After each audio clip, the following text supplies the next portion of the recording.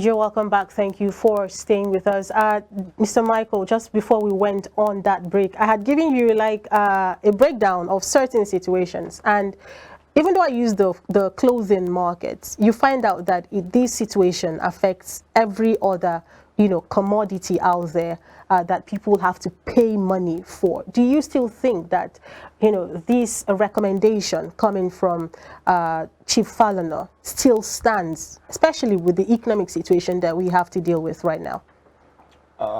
We are dealing with a peculiar situation in our country. It will have been very easy to implement if we have a system that government is really in charge of a lot of things in terms of providing the enabling environment for businesses to thrive. Just as you said, it is very difficult for a businessman to be compelled to sell a certain price when he or she got it at a particular different price. So clients that have been able to implement that policy correctly, environment where government is seriously in charge of putting the right structures in place in terms of enabling environment so that they can come back to tell such manufacturer what to do if they sense a kind of profiteering within the system. But as it were, you are dealing with an economy that is already on hyperinflation. Regardless of what government is telling the people, we are almost there. We are dealing with hyperinflation where prices can jump up at, within a second and all of that. So in such an environment, it is very, very difficult for the implementation. And I think that is where the challenge will be. That judgment came on the 7th of this month, and a week after, I'm not aware that anything has been implemented. So that tells you that it is difficult for government to step in to compel people to sell at a certain price. And my fear is that should they attempt to do that, the entire thing will go into the black market, and hoarding and all of that will begin to set in, which is not good for the system. All right, now you've talked about the fact that it's so difficult for government to be able to step in to regulate price or even step down the prices, given the factors you just mentioned. The production sector is one of those factors that are seriously hit by the economic situation. I'm talking about the cost of petroleum product to be able to run their factories. For instance, take into cognizance the cement industry. People can barely afford a bag of cement to build houses because obviously you know what a bag of cement goes for instance.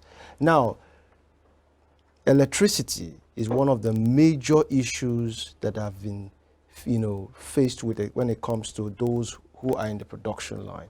What do you think practically government needs to do first before talking about price regulation? Because you cannot just approach an issue without looking at the root cause. So what do you think government needs to do to be able to address the root cause? Taking into cognizance, few days ago, barely a week from today, we heard about the national grid that collapsed.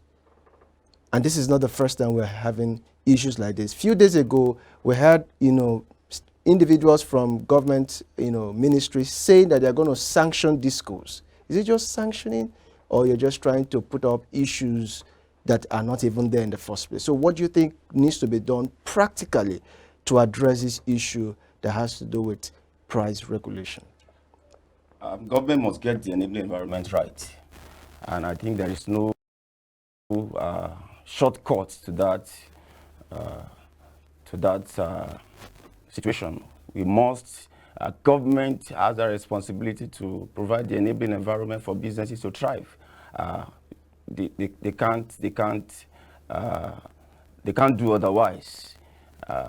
You talked about the petroleum industry, which is very key to production, to manufacturing and all of that.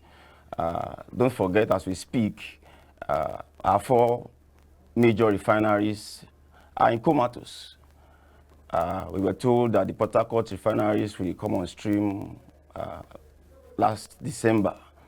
And up to now, I'm not aware if that refinery is running. So when we are doing things that is contrary to getting the environment right for businesses to thrive, then we have subscribed to us having an uncontrollable price situation, which we are dealing with now.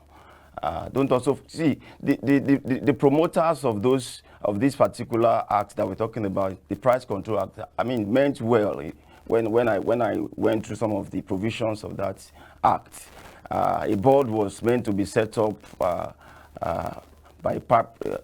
to be headed by a price controller from the Ministry of Commerce and all of that. The sanctions were there. How it to be enforced. I mean, all the provisions were there. But do we have the willpower to do it when you, as a government, have not provided the environment? How dare you talk to manufacturers to how much is going to sell the product when it doesn't have the environment? They are paying for electricity government electricity provision now. They are also buying petroleum products at outrageous prices and all of that. So everything comes down to the bottom line. Everything comes down to their books going to rates, and they just have to put it on the people, and which I think is not healthy for the kind of environment that we are operating in, where businesses are not being supported by government in terms of the enabling environment. All right. Now, talking about the fact that government cannot just, put their weight, on people, telling them, especially manufacturers, to step down the price. Now, I'm still staying on cement production. Okay. As we speak, we have about the price ranging between 7,500 to 8,000 naira per bag of cement. The other day, Fashola was seen on an interview saying that manufacturers and, of course, people who own properties in Lagos need to move from annual rent to monthly rent. Now, the question is, will you tell someone who bought cement at the rate of 8,000 naira today to build his house and not tell him how he's going to put the rent in terms of it not being on an annual basis to a monthly basis? How could that be possible when already government is not doing their own part, especially when it comes to the, the infrastructures that needs to be there to make people who are into production find it easy, and of course to make people who want to go into the real estate industry to also find it easy. Now, that on the side, how do you think the Tinubu-led administration can be able to solve this problem of price inflation? Thank you. The current government seems not to, unfortunately so, not to be getting it right in terms of policy direction and all of that. The nation is bleeding, and economically speaking now, and the government is not showing signs of cutting down in terms of their expenses. It is in this same bleeding economy that the senators, the legislators at the federal level can still afford an SUV of 160 million each. So when you are dealing with a people that think it's just it's a matter of we and them and all of that, we are already here.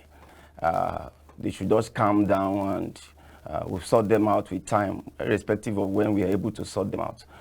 And that's the way our leaders are beginning to think. You must be serious in terms of putting those infrastructures in place. How I wish there is a shortcut. Whatever thing we do in terms of fixing price, these are just temporary measures. The ideal situation is for the principle of demand and supply to take its course when it comes to pricing. The more availability you have about any product the lesser the price and all of that. So these are supposed to be purely economic issues. If we get all the variables correctly. So fixing of prices is supposed to be a temporary measure. Governments have that window to step in once in a while when they think that things are getting out of hand and all of that.